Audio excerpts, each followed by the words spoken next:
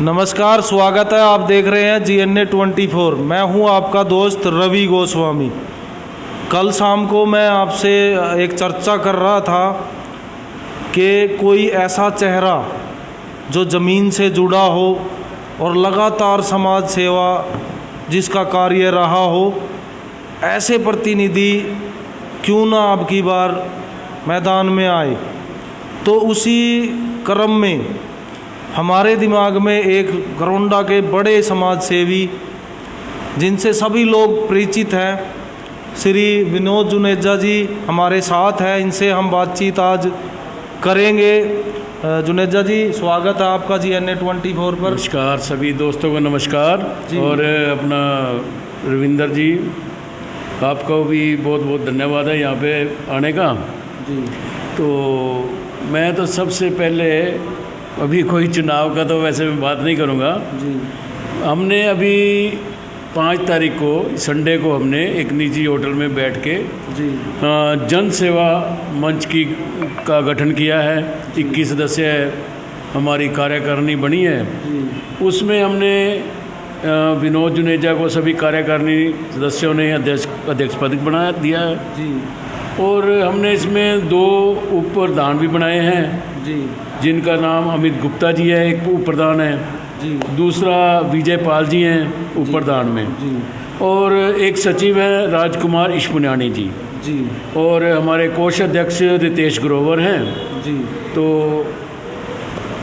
हमने ये जो हमारे घरोंडा में देखते हैं, हम काफ़ी आर्थिक रूप से पिछड़े हुए हैं जी। कभी किसी को समय पे दवाई से अभाव से कोई दिक्कत आ जाती है जी। तो हमारी जो 21 सदस्य ये कमेटी है, जी।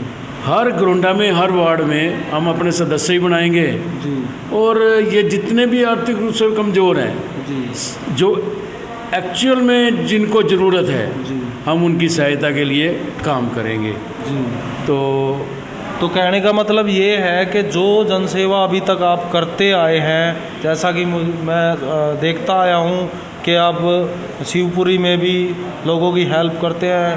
आप कई जगह मैंने देखा है कि आप हेल्प अब एक संस्था के रूप में करेंगे। हाँ जी, पहले हम जाते थे जैसे 2 या 4 दिन चले गए तो वो हम हेल्प करते थे। अब जो हमारा दायरा बढ़ा, वो सभी जो एक जितने भी 21 सदस्य कमेटी है जी। ये सभी बढ़ चढ़ कर जी। इस ऐसा सेवा का सहयोग करना चाहते हैं जी। तो फिर हमने ये ज़रूरत समझी कि हम जन सेवा मंच बनाया जाए जी। और सभी को जो सेवा करने के इच्छुक हैं वो सभी जन सेवा का कार्य करें जी। तो इसलिए हमने इसका गठन किया हमने। जी, बहुत ही सराहनीय कार्य। तो जितने लोग देख रहे हैं शेयर करें। तो जुनेजा जी, आपके बारे में बताया जाता है कि आप ज़मीन से जुड़े हुए आदमी हैं। आप अपने बैकग्राउंड के बारे में बताएं कि आपका कैसा बैकग्राउंड रहा है। रविंदर जी, आपने जो पुरानी हमारी जो याद ताज़ा कर दी वैसे जी। चलो मैं बताता हूँ चल, लेकिन आप कह रहे हैं तो मैं एक गरीब समाज से, जिसने अभी सभी घरोंडा वासियों को पता है जी। कि मैं एक चाय बेचने वाला बहुत ही गरीब निम्न स्तर से, जी। जिनको अब ये है कि सुबह रोटी खा ली, दोपहर को मिलेगी नहीं मिलेगी, जी।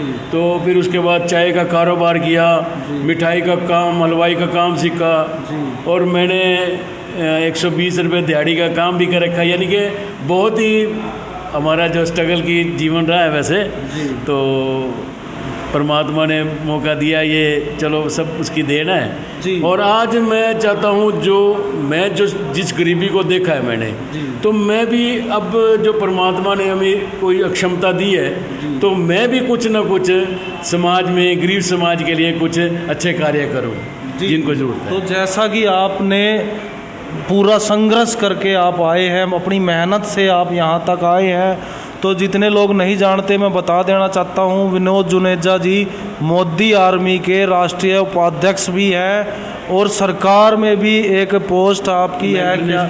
Maintenance tribunal committee, maintenance tribunal committee के ये मेंबर हैं घरोंडा के।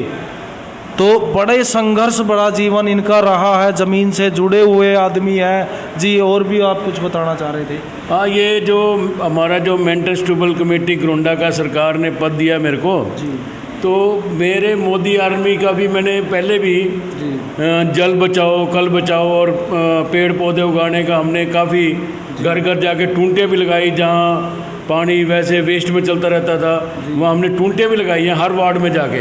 तो मेरे जन कल्याणकारी कार्य देखते हुए सरकार ने मेरे को मेंटेनेंस ट्यूबवेल कमेटी घरौंडा का सदस्य बनाया मेरे को।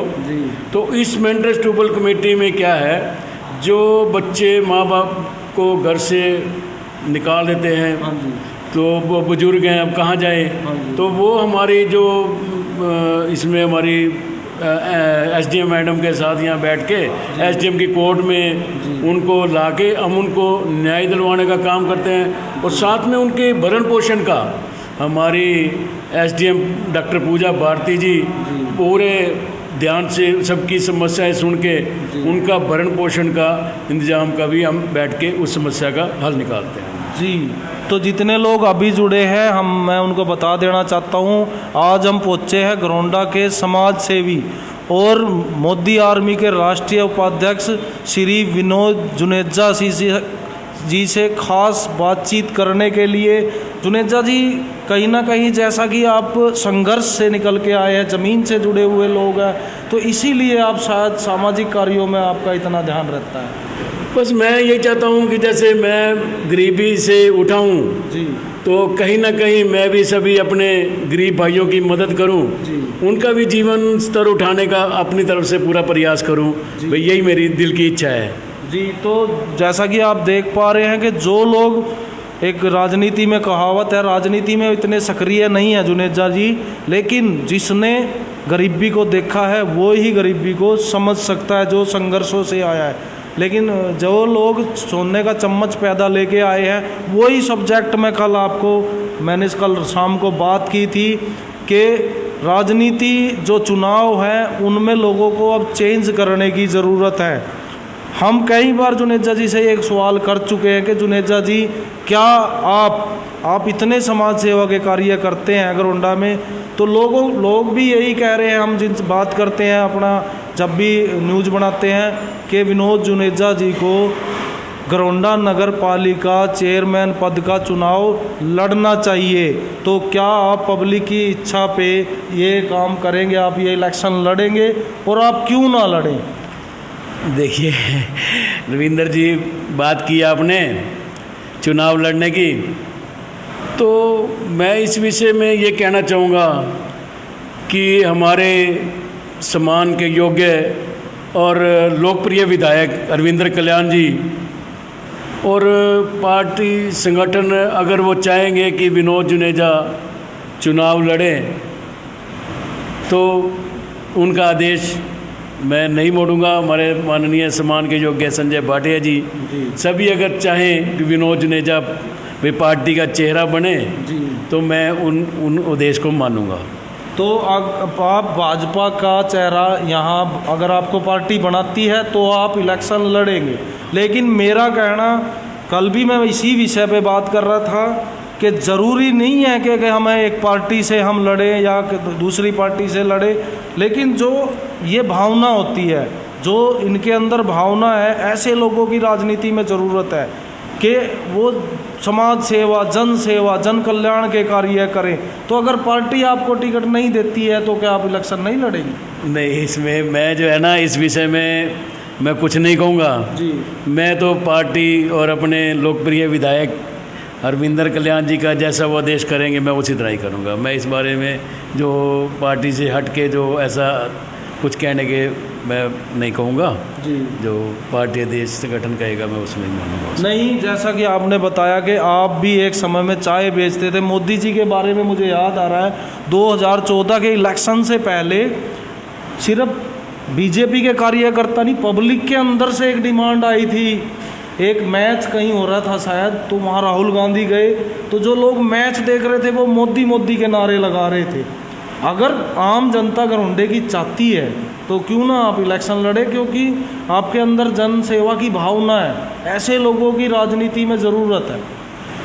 चलो देखेंगे अभी रविंदर जी, अगर घरौंडा की जनता की अगर डिमांड होगी कि विनोद जुनेजा भाई चेयरमैन का चुनाव लड़ें तो वो समय आने पे देखेंगे। अभी तो समय पड़ा है, अभी चुनाव की कोई अभी तो है ही नहीं। अभी चलो नहीं, अगस्त में नहीं तो सितंबर में तो अब ज़्यादा दूर नहीं है। लेकिन मैं तो कहूँगा आपको पार्टी ही टिकट दे दे, क्योंकि जिसके अंदर जन भावना है, उन लोगों की ज़रूरत है आज की राजनीति में। लोग कहते हैं कि राजनीति बहुत गंदी चीज़ है, उसमें नहीं जाना चाहिए। मैं कहता हूँ अगर अच्छे आदमी उसमें नहीं जाएंगे तो वो और गंदी होती रहेगी।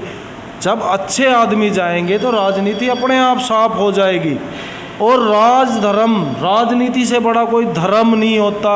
क्या आप इस बात को मानते हैं? नहीं, वो तो ठीक बात है भाई, अच्छे आदमी भी राजनीति में जाने चाहिए।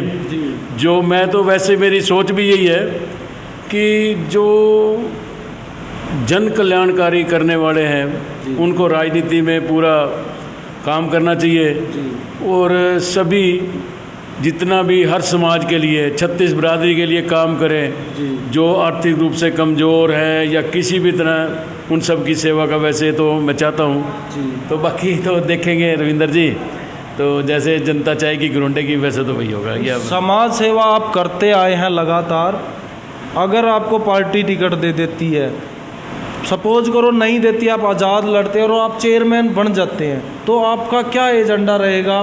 पहले तो इलेक्शन से पहले आपका क्या एजेंडा रहेगा? क्या मुद्दे रहेंगे? क्या आप काम करना चाहेंगे? अभी रविंदर जी, अभी जो है ना इस विषय में तो ये तो बाद की बातें हैं ये जी। तो अभी तो जो हमारे जो पार्टी संगठन, जो मैं उनसे उनकी लीक से हटके कुछ नहीं बोल सकता जी। तो मैं तो यही है कि जो हमारे गोंडा की जनता या हमारे पार्टी संगठन, हमारे मोदी जी के जितने अपना संजय भाटिया जी हैं या लोकप्रिय विधायक हमारे अरविंदर कल्याण जी है, जैसा ये कहेंगे मैं उसी तरह ही करने के लिए। तो आप पार्टी से बाहर नहीं जाएंगे, आप बीजेपी का ही चेहरा बनेंगे। तो हमारी कामना रहेगी कि पार्टी आपको टिकट दे और आप जैसे लोगों को ही हर जगह टिकट मिले। हम ये शुभकामना करते हैं आपके लिए। हर जगह समाज सेवी जिनके अंदर जन भावना, जन सेवा की भावना है, उनको ही टिकट मिले ताकि राजनीति थोड़ी साफ हो सके।